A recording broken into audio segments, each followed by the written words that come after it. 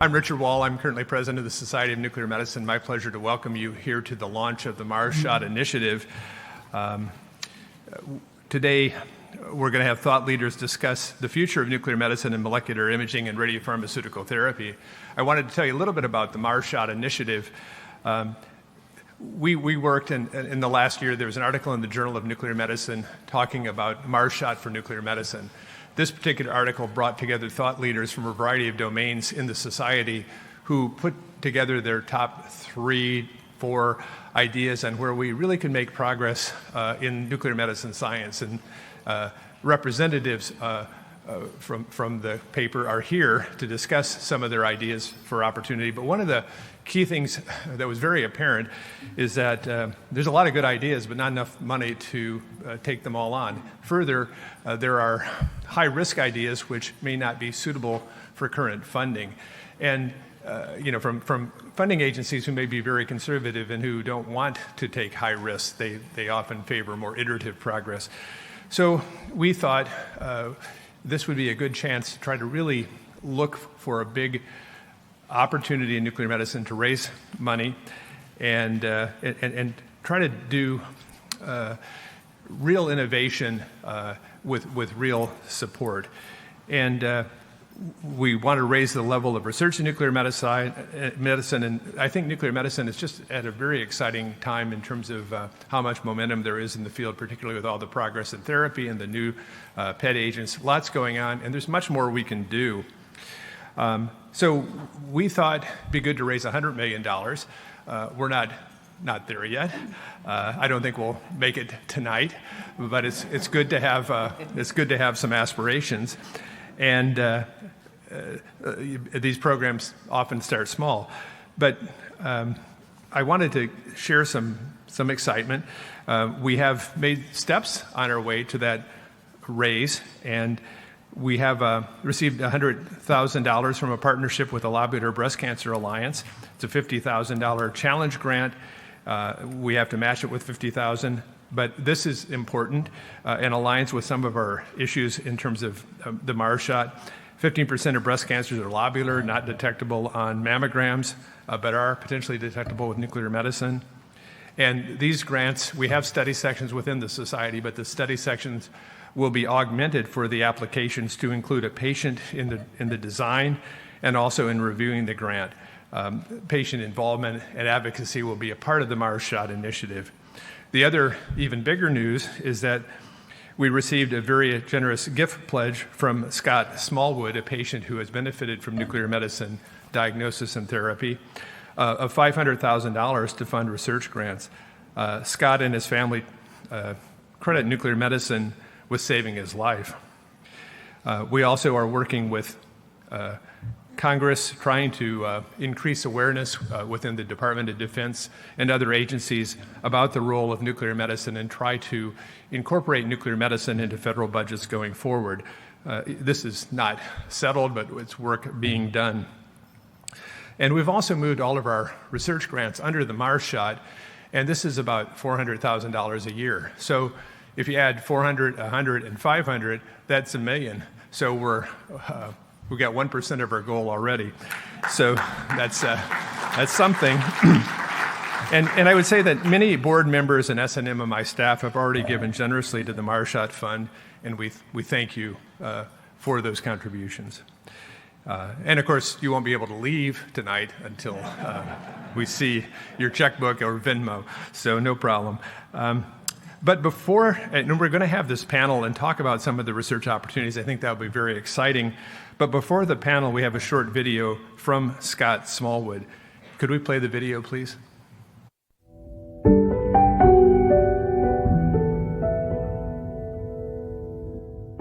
Hi, my name is Scott Smallwood. I was diagnosed with a PNET in 2014.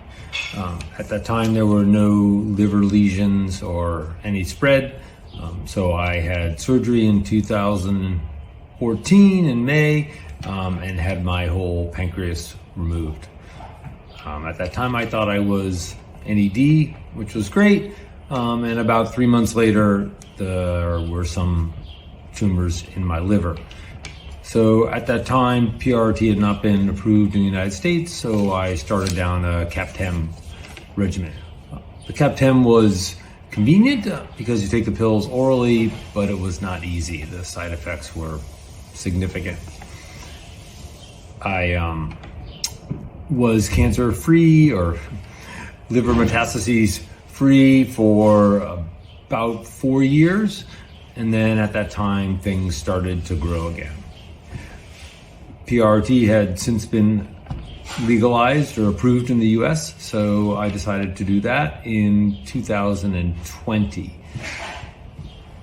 Nice thing about PRRT is that I found it to be very easy. I had very few side effects. The thing I joked about was that it was mostly boring more than anything else. So as opposed to the side effects of CAPTEM, there were really none for me for PRRT. So that was great. It worked for a little bit, but really not very long. In 2021, I had sort of exhausted a lot of the things that I could do. I had been in touch with Josh Mailman and Bonnie Clark during this whole time, and they put me in touch with Dr. Baum. So in early November of 2021, I went to see Dr. Baum. The good news was that he thought he could treat me. The bad news was that the cancer was a lot worse than he had thought. There were tumors throughout my liver. You could almost not see the liver because there was so much tumor. So that was pretty scary. I was quite worried, but he seemed optimistic that he could do something. So I went back to see Dr. Baum in November for Thanksgiving. I spent Thanksgiving in Wiesbaden and got a treatment, and then went back 3 months later for another scan and another treatment. And that scan showed a huge amount of improvement. It was really pretty remarkable. I was thrilled. Dr. Baum was thrilled. It was sort of hard to believe. I then went back again in early February of this year and had another treatment and another scan, and things looked even better. So it was really remarkable. Then I went back in May and had another scan, and things continue to get smaller. Dr. Baum did not think that another treatment was necessary. So I am now just going back to get scans. It's amazing and sort of hard to believe. I think I can pretty safely say that this treatment pretty much saved my life. I was on a very bad trajectory, and now I'm not. I've always been a math and science guy from when I was a small child. My work is finding patterns in financial data. I find the science of nuclear medicine to be very interesting and inspiring. It brings so many disciplines together, from physics and chemistry to biology and math. There's some kind of wonderful symmetry to the fact that what has pretty much saved my life is something that I've been fascinated by my whole life. So feels sort of cool. I'm so thankful to everybody who has helped me throughout this whole process, starting with Dr. Baum and my oncologist at Stanford, Dr. George Fisher, to Josh Mailman and Bonnie Clark, and my surgeon at Stanford, Dr. Jeff Norton, as well as my family and friends who have supported me through all of this. It's been a really long journey, and hopefully it will continue for a long time. The one thing that really frustrates me is that I am where I am right now because of the connections that I had and the means that I had to be able to go to Germany. A lot of people don't have that, and that's frustrating. I'm very passionate about helping to move this science forward and bring a lot of these treatments back to the US. And I think that's what the Mars shot is going to do. So I'm all in. Thanks. Bye.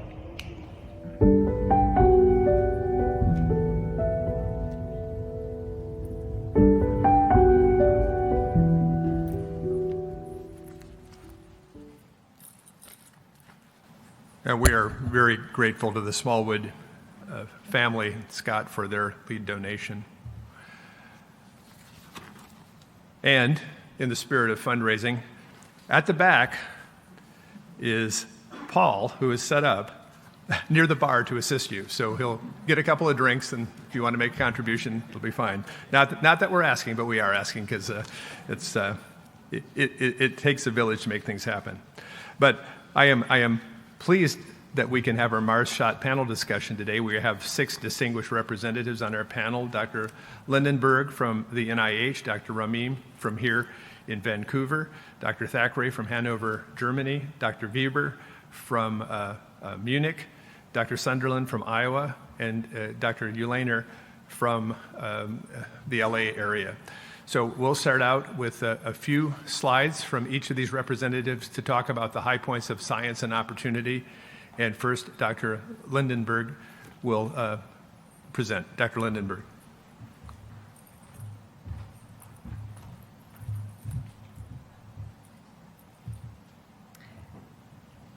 Thank you, Dr. Wall. So good afternoon. My name is Lisa Lindenberg, and I am a nuclear medicine physician with the National Cancer Institute at NIH in Bethesda, Maryland. And as Dr. Wall mentioned, our nuclear medicine specialty is in an amazing period of innovation, and I'm excited to highlight some of the advances in scanner technology specifically contributing to this momentum. First, integrated PET-MR is the unsung hero of camera systems. It basically adds the power of real-time biological function of target cells seen with PET to the exquisite morphological detail given by MR, as can be seen with brain imaging, and then as well as the improved soft tissue contrast that you can see with liver lesions. Not to mention the fact that MR does not have ionizing radiation, so there is also reduced ionizing radiation total burden, which is very appealing, especially when we look at the pediatric population. In addition, there's also improved motion correction and multiparametric evaluation with diffusion-weighted imaging, which is very handy in prostate cancer imaging. So if we actually even go to the next level, it's the total body PET.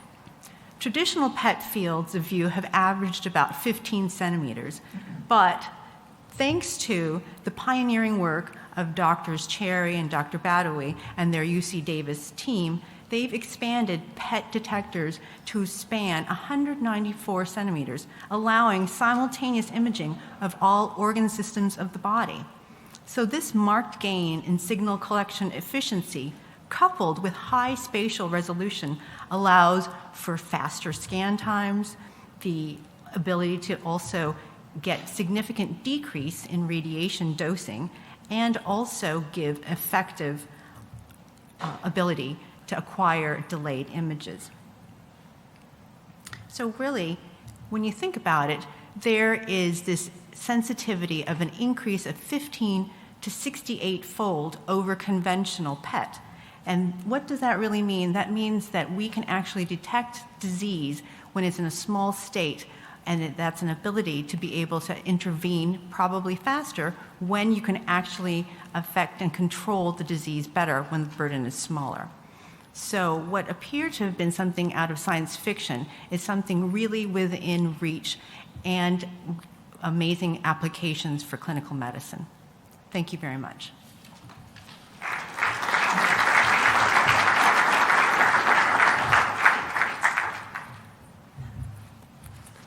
And the way our panel is set up, we'll have these brief presentations, and then there'll be a question and answer period after that. Next, I'm pleased to introduce Dr. Armand Ramim from the University of British Columbia. Armand?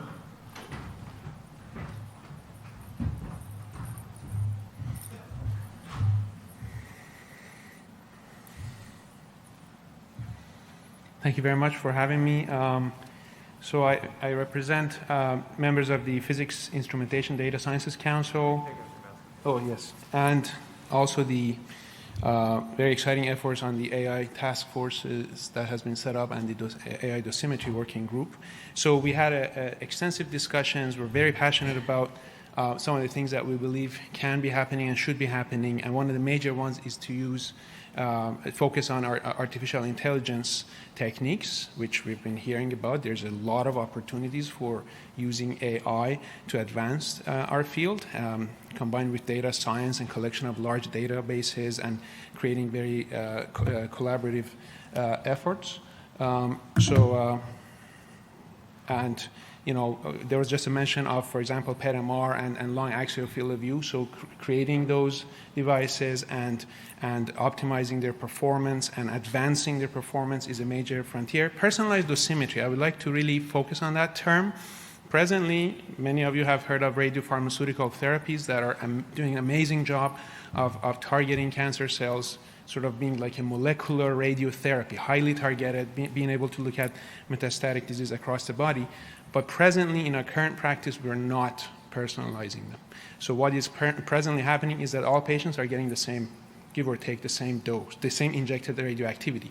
We wish to move the field significantly forward, bring it on par with some required practices, like in external beam radiation therapy. You know how much dose you're going to give your subject in advance. We want to be able to do that. And so to move in that direction, one of the things that should be explored is use of digital twins. We wish to move in that direction.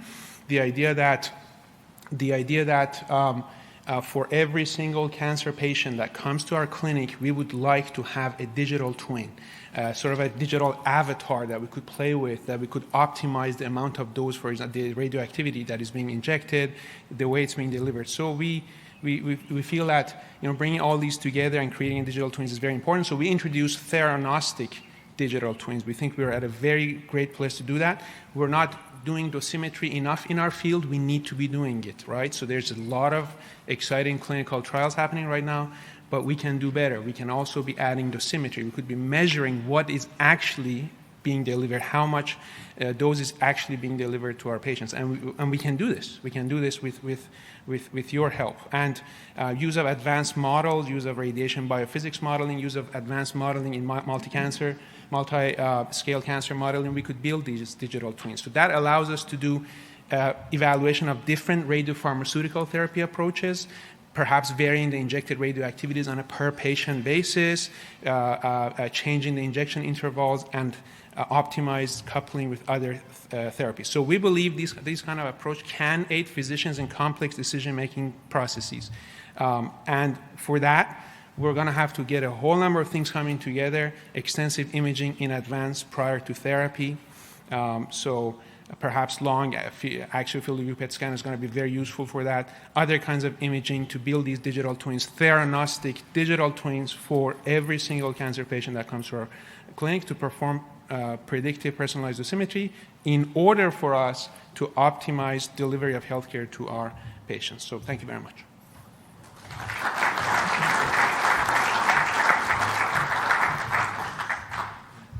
Thanks, Armand. Next, I'd like to welcome James Thackeray, Dr. Thackeray from Hanover Medical School.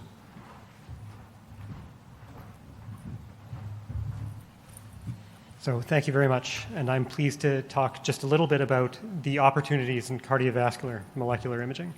Really, the opportunities come out of the closer association between our imaging targets and therapy, moving us towards guidance of precision therapy, such that we can look at this from three distinct perspectives. One is a better understanding of the response to therapy through quantitative perfusion, through measuring the molecular response, that is, imaging after the therapy has been applied, as well as direct labeling strategies to look at cells or nanoparticle systems or microRNAs and other small peptides, effectively looking at the distribution of novel therapies throughout the body, both to the heart and elsewhere, and how that influences the repair process.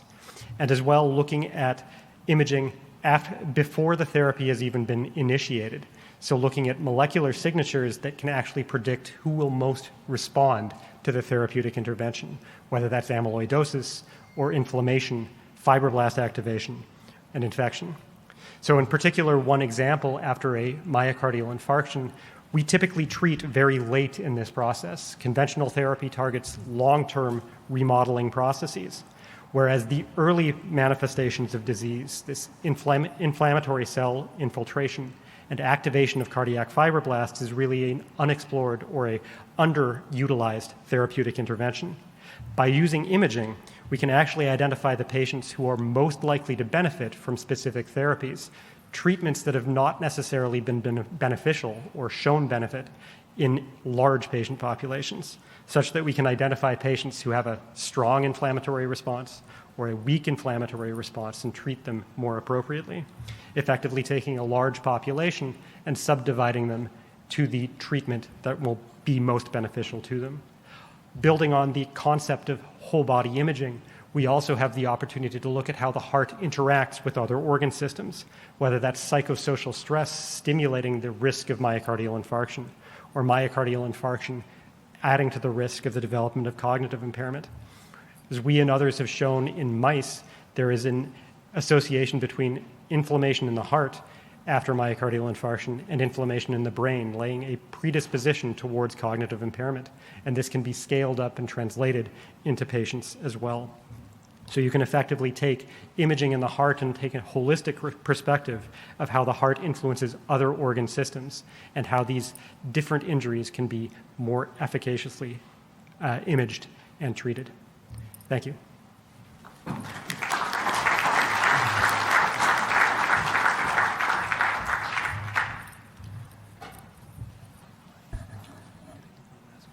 You took it. Oh, maybe here. Armand? Yeah. I think it's here. No mass sharing. Right, okay. Next, Dr. Bieber from Munich will be presenting. Wolfgang?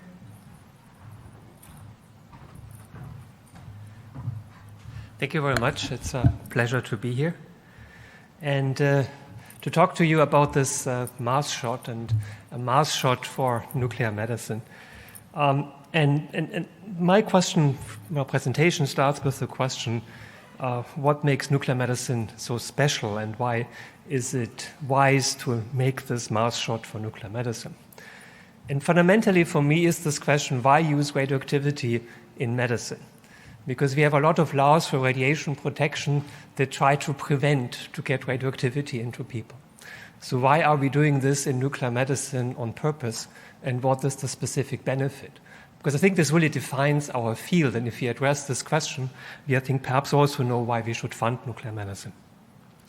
And for me, the answer is that radioactive decay releases an enormous amount of energy per atom. And that has two fundamental advantages. We can use it as gamma radiation that penetrates the body and can be detected with extremely high sensitivity. Every radioactive decay of an atom can be detected externally. And so just to illustrate this with a few numbers is, if you have an SUV of 5 with a typical PET imaging agent labeled with fluorine-18 and given at a typical injected activity, you measure a concentration of 0.2 femtomolar. That's way below what any other imaging modality can actually do. And 5 is already pretty high accumulation, and we can probably get even lower. And the other is the application for therapy. If the same amount of energy that is so huge that it can be detected externally per a single atom, if the same amount of energy is released locally, it's very understandable that this has a therapeutic effect on the tissue that has taken up this radioactive isotope. And therefore, we can treat cancers with very high efficiency, as we have just heard in the video in the beginning of the session. And again, here just some numbers here to illustrate this. So you have an SUV of 10, those are somewhat higher, but can be easily achieved with several therapeutic agents. And if this is labeled with actinium and given at a typical amount of activity that's generally safe, then this delivers a radiation dose of more than 100 gray to the tissue. And I think there's very little resistance mechanisms to radiation doses of 100 gray if you think about external beam radiotherapy.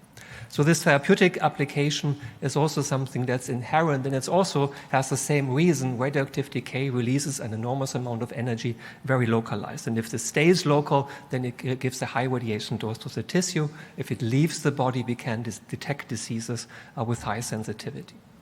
And the very elegant part of it, and the obvious conclusion of those two ideas, is that if you combine both therapy and diagnosis, we have this field of theranostics, which is now really very important in nuclear medicine because it combines these two strengths that we can image our targets, we see what we treat, and then we can treat what we see.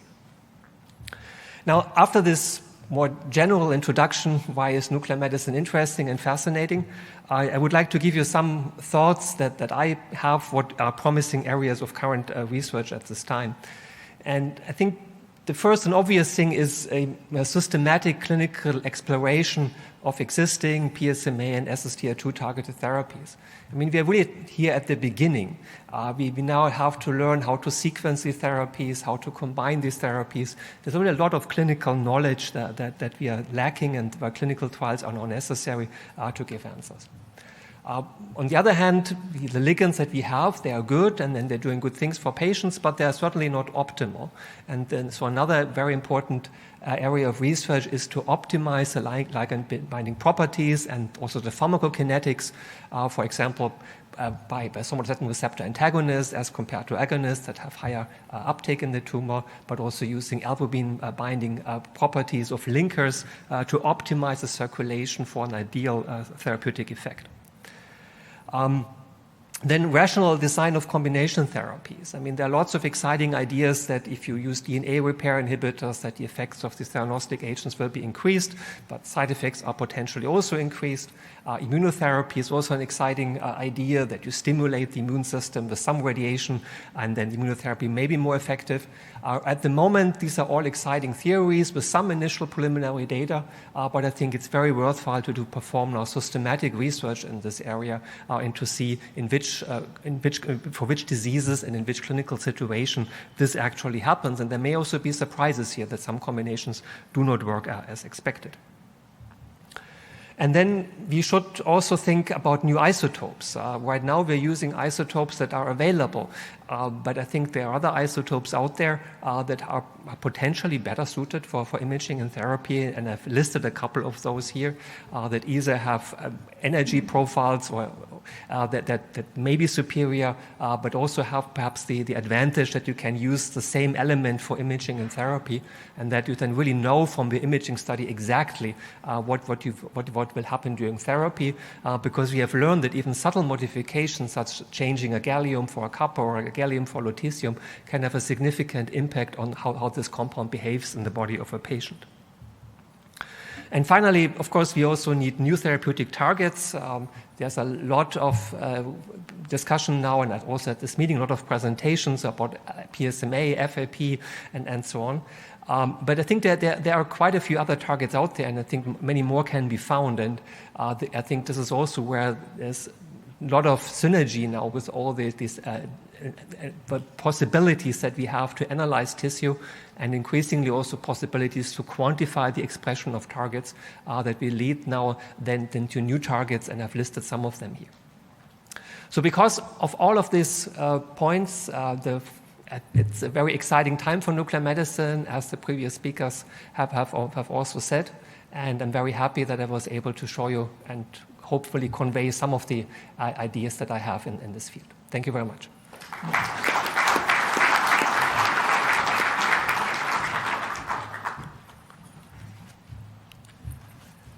Thank you, Wolfgang. Next, my pleasure to introduce John Sunderland, Dr. Sunderland from the University of Iowa.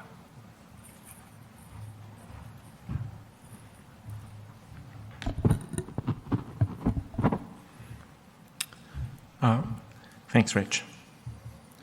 So I'm a translational kind of a guy, so I'm going to present what I hope are three transformative, large potential projects that I feel like might be able to move the field forward somewhat substantively.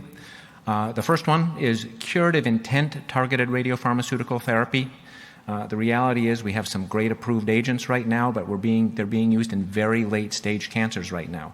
As such, we're getting some incremental improvements. We're adding some months and years to lives, but we're not curing anybody right now. And what we probably need to do, and I suggest we do it sooner rather than later, is to go to the other side, go to the early stage cancers. The vision is to do this and do this now, because these trials can take a while to complete. But do use targeted radiopharmaceutical therapy in concert with curative intent surgeries, or curative intense stereotactic external beam radiation therapy, where there might be micrometastases outside of the field that we just don't know about. If we hit it and we hit it hard, we actually might be able to cure patients, which is where I'd really like to see us go, and I'd like to do this sooner rather than later. Secondly, and I don't think there's many people who've looked Rich in the eye and say you're not thinking big enough, but I think you're not thinking big enough here. Rich and the SNMMI have started the RAPTOR project, which is a radiopharmaceutical therapy registry that's starting with neuroendocrine tumors, and it's going to prostate cancer real soon. But I think this is a small part of a much bigger picture that if we build this infrastructure, the reality is if we could build a database, an extensible relational database, and we could make it multiple radiopharmaceutical, multiple disease, multimodality, extend it both to the imaging and the therapy space, we'd be in a great position both to help Armand with his artificial intelligence work. We could interface with the NIH in any number of projects by being a resource for them. But what we need to develop is the infrastructure for it. We need to solve some of the legal issues so people can actually contribute the data without worrying about public health information, as well as people accessing it on the other side. But these are solved problems. ADNI has done this successfully for years. So I think we can actually do this. And then the third one is towards ubiquitous, economical, validated, image-guided dosimetry for targeted radionuclide radiopharmaceutical therapy. The reality is we've talked about, how with our theranostic pairs we can see what we treat, we can treat what we see, but that's really just half of it, because as other speakers have said, we can actually measure it. We can measure the amount of radioactivity, and if we can measure the amount of radioactivity, we can calculate radiation dose. We've been doing that for 40 years. And we also have information on radiobiology. We know how much it takes to, in general, to have toxic effects to normal tissue. We know how much it takes to treat tumors, so we can actually do this predictively. But we're not doing this. And why are we not doing it? Because I think we're not quite good enough yet. What we need to do is we need to nail down the dosimetry science. We need to do this work, and we need to do it now. Why? Because the upsides are so obvious and they're so significant. We can most certainly improve patient outcomes. We can pre-identify responders. We can and predict response. We can optimize our healthcare resources by providing these to patients who will benefit from it. And patients that don't, they can get moved on to something that actually will help them. We can reduce toxic side effects. And we can actually enhance the efficiency of clinical trials. If you can choose the people who are going to respond to this, then you're talking about smaller patient cohorts, you're talking about shorter trials, you're talking about less expense, and we can get more of these radiopharmaceuticals into patients sooner. And so I think that the upsides are too high. I don't know why we wouldn't do this right now. So with that, thank you.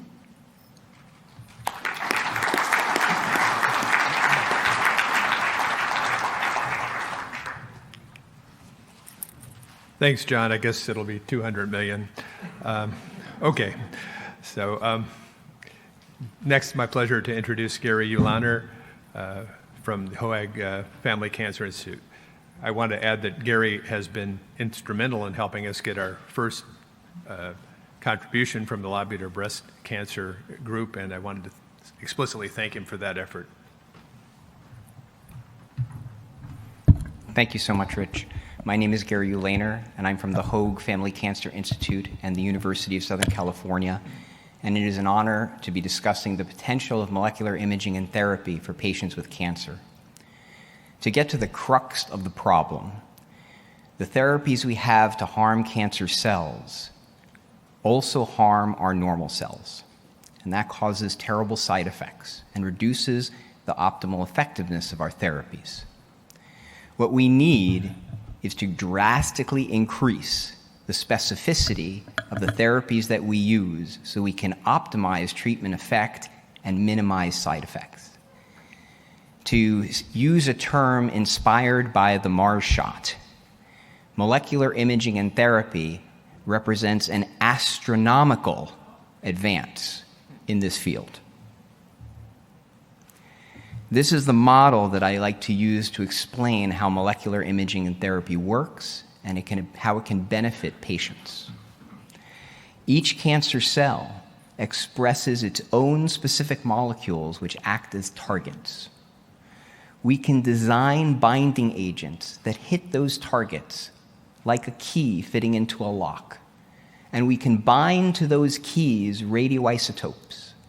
A radioisotope that emits a small amount of radiation can act as an excellent imaging agent, something that allows us to see individual cancers in machines called PET scanners. If we attach something that expresses a large amount of radiation, we can now direct that large amount of radiation specifically to those cancer cells through this key and lock mechanism and kill cancers in a way that has never before been possible, as discussed by our patient advocate in the video at the beginning of the session. Let me show you some examples of what are novel molecular imaging and therapy techniques. For patients with estrogen receptor expressing breast cancer, and 80% of breast cancers are estrogen receptor expressing, there are new molecular imaging agents that allow us to find that estrogen receptor on the breast cancer cell and image breast cancer with sensitivity that has never before been possible.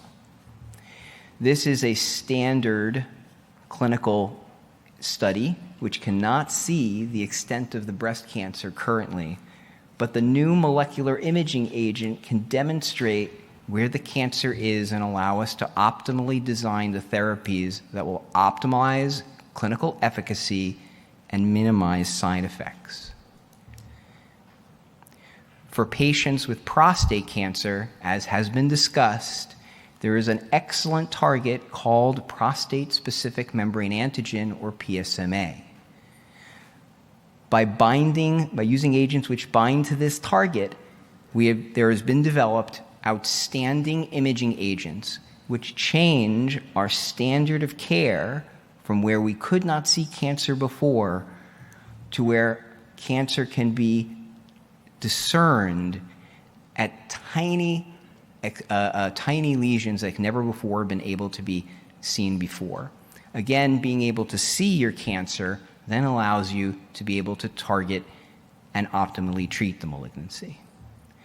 If we change out, we said, those imaging low-level emitting radioisotopes and now use something with high energy, we can kill cancer and affect improvements in patient survival and lives. This is from the New England Journal of Medicine discussing the first, but not the last, PSMA-targeted radiopharmaceutical therapy, molecular imaging and therapy for patients with prostate cancer. This is the survival in time, and here is the number of patients. And compared to the previously standard of care therapies, this new molecular imaging and therapy allows patients to survive longer and better. And this is just the beginning. We've talked about breast and prostate cancer. Each individual cancer has its own targets that allow us to design binding agents and design imaging and therapy agents. I like to think as a field, when we look at a curve, it takes a while to start the field going, and then you hit that steep upslope. Then eventually you maximize and you kind of peak out. The field of molecular imaging and therapy, not just for oncology, but for cardiology, neurology, and for many of the fields already discussed, is just at that upslope. So this is the opportunity to make tremendous impacts in the near term and participate in those advancements. I really thank everyone here for their support, and I hope that you can see the vision that Dr. Wall brings to this field, and you'll support our efforts in its advancement. Thank you.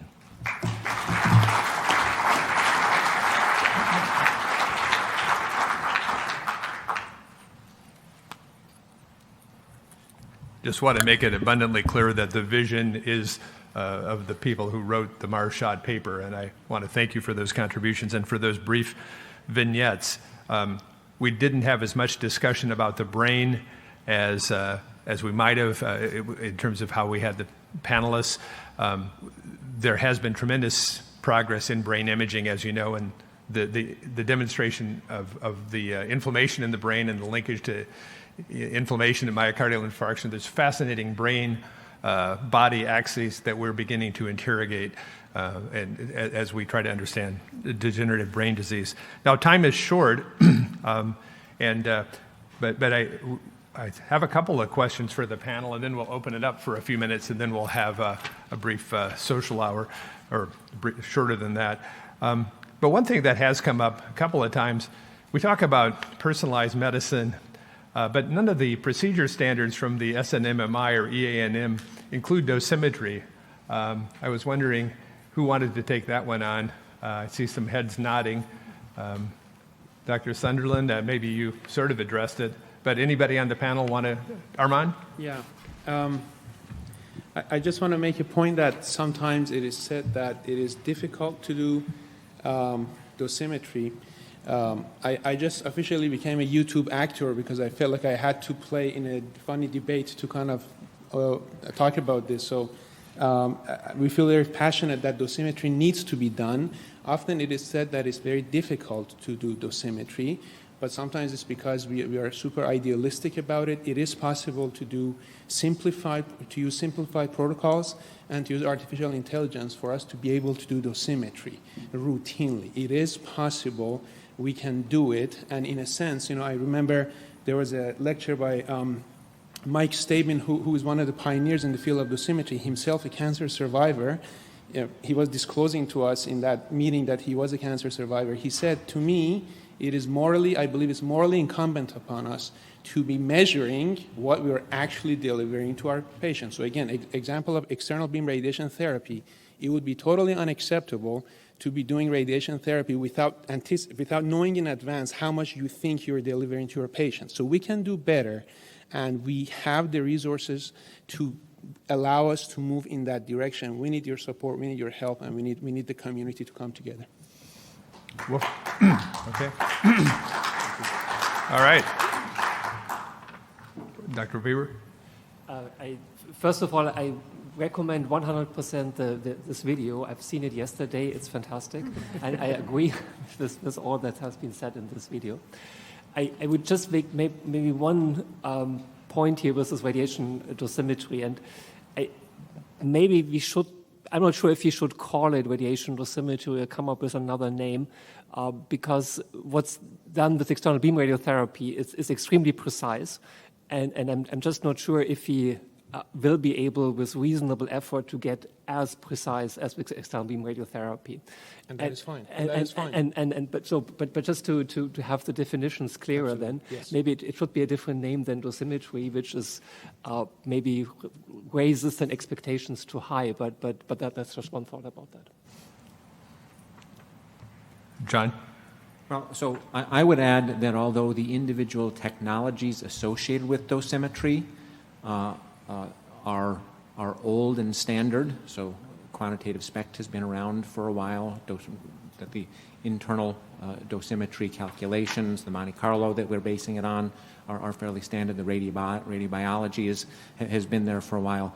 Piecing them together in a standardized way, there really hasn't been time to do this. This is a relatively young field. So I think what we really need to do is to work on the standardization portion such that we can reduce the variability and make the results more consistent across sites. And if I think we do that, then we'll be in a position where we can put it into these papers and these recommendations where we're confident that if what we do in Iowa it will get the same answer than what they get in Vancouver, which is the same as with what they get in Germany. And so we have some work to do, but it's not an insurmountable amount of work. We just have to work together to get there.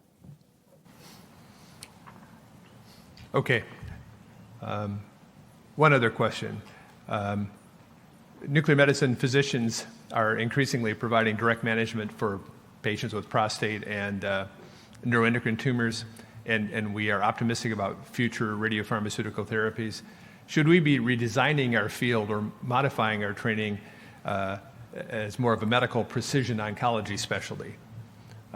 or nuclear oncology. Anybody want to? This is a question on the list. So, Wolfgang. I would say 100% yes. Is it on? 100% yes is what he said. Yes, go ahead. But I also want to probably put into the fact that we need to think of it more as a multidisciplinary specialty. Nuclear medicine has been wonderful in terms of being able to incorporate not just the medical physicians, but we also have physicists. We have the PhD physician doctors as well as scientists. So I don't know if we necessarily need to change the direction, as we just need to remember that it is multidisciplinary and that everybody has something to bring to the table. So I think we just need to capitalize on everybody's strengths.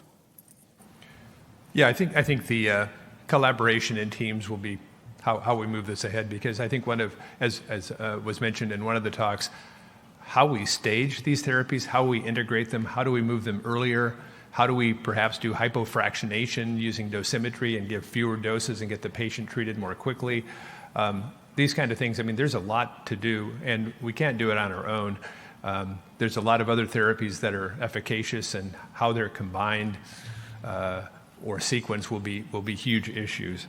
I do have some good news, though, in terms of nuclear oncology training. Today, the board of the Society of Nuclear Medicine approved funding for 2 clinical oncology fellowships, so that for nuclear oncology, so there should be an announcement within the next few months for a competition for training, additional year of training for clinicians who will be able to have a curriculum that would include greater exposure to clinical oncology, surgical oncology, medical oncology, radiation oncology, to kind of get that broader expertise to be more confidently seen as a player at the table in oncology. So the nuclear oncologist will happen. At least there's funding to get fellowship started. So we're excited about that.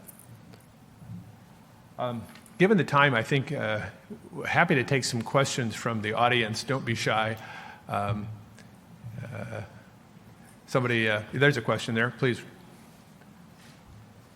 You probably can't see who I am, but I'm Mike. Dr. Graham, thank you.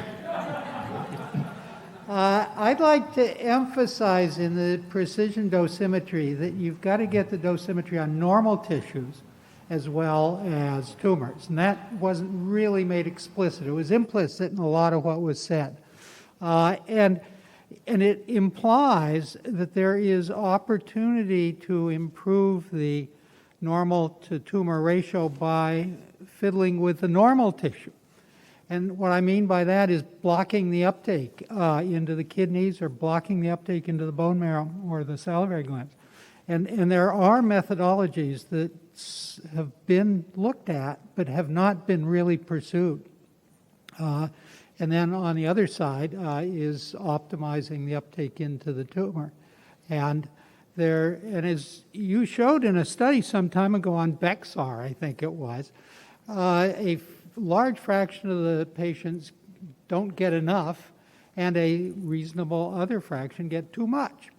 And by adjusting that so that you get as much as the normal tissues can take, you can really hammer the tumor in a large fraction of the patients. And we're not going anywhere close to that in many of our patients. And then one last thing is this business about kidneys only can stand 23 gray. Right. It comes from external beam. And that's almost certainly wrong by about a factor of 2. And that really needs to be documented and made part of standard of care. Thank you, Dr. Graham. One of the things in the dosimetry supplement that Dr. Sunderland and I were involved with putting together, very clear that we don't know enough about normal tissue radiosensitivity to radiopharmaceutical therapies of a variety of types. So we really are in the infancy of this field, and dosimetry will help us, but it will be macro and micro as well. And Dr. Graham, I thought you were going to get up to the microphone and volunteer a large gram family, fund. But I mean, we can talk afterward. But if you want to step back to the mic, that opportunity does exist. Okay, all right. But I think are there other questions? Okay, you probably don't want me to try to solicit a donation from you if you come to the mic. So I would say that this gives one an idea of some of the excitement in the field. There are tons of ideas. The Mars shot represents an opportunity to contribute to this science. I wanted to specifically thank a couple of people who've helped it get launched. Bonnie Clark has been very instrumental in helping us meet donors and has been really involved. And Sharon Gleason, who has been patiently dealing with my ideas on how this might happen and pretty much telling me it's really not possible, but making it possible. And I want to thank her for her efforts. And if you have a chance to talk to Sharon, she's wonderful. So thanks to you both. So with that, I think I see food coming, and I know that the plenary session starts at 5, and nobody wants to miss it, especially me since I have to open it. So why don't we break, and thanks all for your interest in the Mars shot.